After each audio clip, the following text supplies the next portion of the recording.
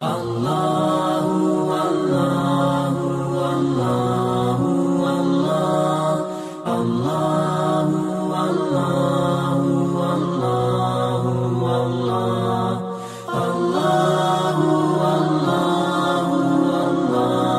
علیکم ورحمۃ اللہ وبرکاتہ۔ ناظرین و حضرات، میں آپ کے ساتھ آپ کا میزبان عبدالواجد اور آپ دیکھ رہے ہیں تسنیم ٹی وی۔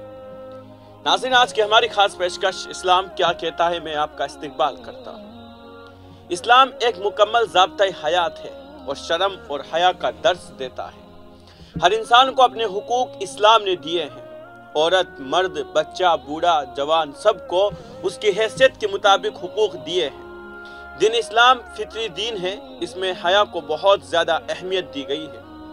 اللہ رب العزت پردہ کی اہمیت بیان فرماتے ہوئے ارشاد فرماتے ہیں، اور اپنے گھروں میں ٹھہری رہو اور بے پردہ نہ رہو، جیسے اگلی جاہلیت کی بے پردگی، اسی طرح اللہ جل شانہ نبی کریم صلی اللہ علیہ وسلم کو مخاطب کر کے فرماتے ہیں، اے نبی صلی اللہ علیہ وسلم، اپنی بیویوں، صحابزادیوں اور مسلمانوں کی عورتوں سے فرما دو کہ اپنی چادروں کا ایک حصہ اپنے منہ پر ڈالے رہے، یہ اس سے نزدیک تر ہے کہ اس کی پہچان ہو تو ستائی نہ جائے، اور اللہ بخشنے والا مہربان ہے۔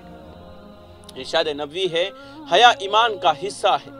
نبی اکرم صلی اللہ علیہ وسلم نے فرمایا، ہر دین کی ایک خصوصیت ہوتی ہے اور اسلام میں خصوصیت حیا ہے۔ قرآن پاک میں ارشاد باری تعالیٰ ہے، مسلمان مردوں سے کہہ دیجئے کہ اپنی نگاہیں نیچی رکھے۔ معلوم ہوتا ہے کہ اسلام میں مرد کو بھی اپنے حدود اور قیود میں رہنے کی طرف اشارہ کیا گیا ہے، اور لازم قرار دیا ہے کہ مرد بھی خواتین کی عزت اور احترام کا خیال رکھتے ہوئے اپنی نظریں جھکائے رکھے تاکہ گناہوں سے بچ سکے۔ قرآن مجید میں مختلف جگہوں پر کئی مرتبہ پردے کا حکم آیا ہے۔ سورہ احزاب میں عورت کو سر سے پاؤں تک پردہ کرنے کا حکم دیا گیا ہے۔ پردے کے متعلق حدیث پاک میں ہے کہ حضرت عبداللہ رضی اللہ تعالیٰ عنہ سے روایت ہے کہ عورت پردے میں رہنے کی چیز ہے، کیونکہ جب وہ باہر نکلتی ہے تو شیطان اسے تلاش کرتا ہے۔ حضرت عائشہ صدیقہ رضی اللہ تعالیٰ عنہ بیان کرتی ہے کہ اگر رسول اللہ صلی اللہ علیہ وسلم عورتوں کے اس بناؤ سنگار کو دیکھ لیتے جب عورتوں نے ایجاد کر لیا ہے، تو ان کو مساجد میں نماز پڑھنے سے اسی طرح منع فرما دیتے جس بنی اسرائیل کی عورتوں کو مساجد میں نماز پڑھنے سے منع کر دیا گیا تھا۔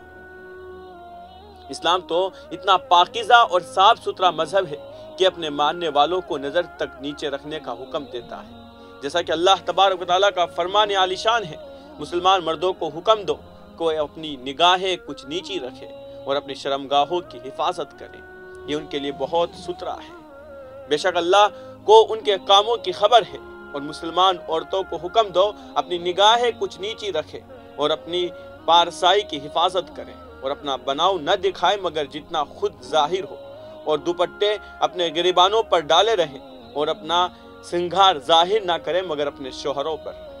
مذکورہ آیت اس امر کی نشاندہی کر رہی ہے کہ بدنگاہی اور بد نظری ہی زنا کی پہلی سیڑھی ہے، اسی کی بدولت فحش کاریوں کے دروازے کھلے چلے جاتے ہیں۔ بدنگاہی اور بے پردگی کے سبب اپنی دنیا اور آخرت دونوں برباد کر لیتے ہیں۔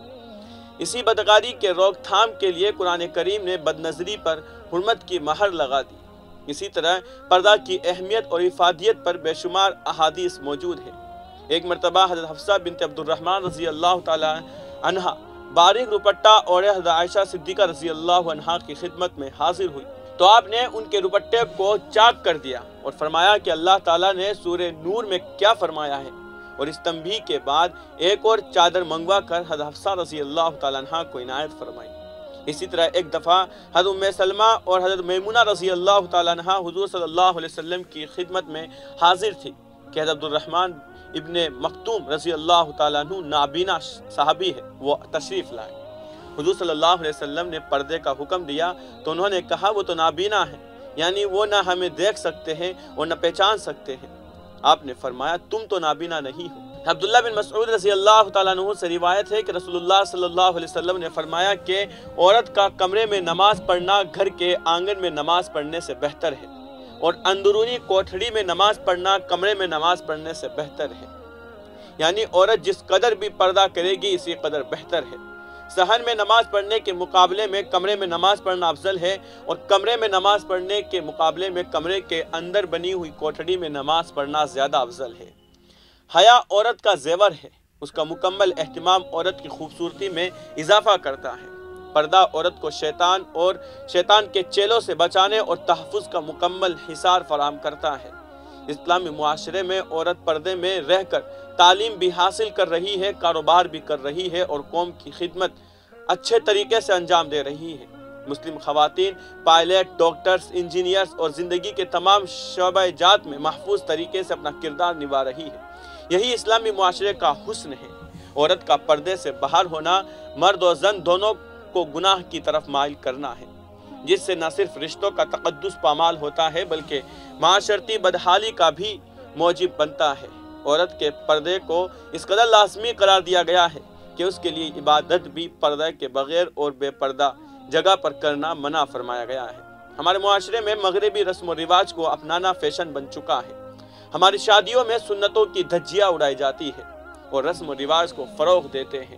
ناچ گانے اور دیگر لغویات میں ہم مشغول ہو جاتے ہیں۔ ہم اپنی اقدار کو بھول کر یا چھوڑ کر مغربی اقتدار کو اپنانے کو اپنا اسٹیٹس سمجھتے ہیں۔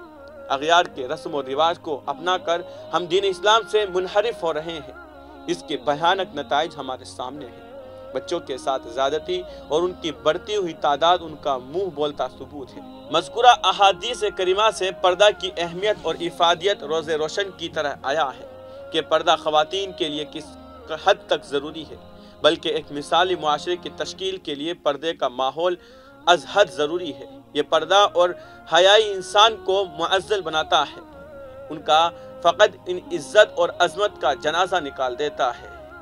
اور آج کے اس پرفتن دور میں مغربی تہذیب اور تمدن نے اور انداز اور لباس کی ایسی شکل ہے کہ لباس کا مقصد ہی فوت ہو کر رہ گیا ہے۔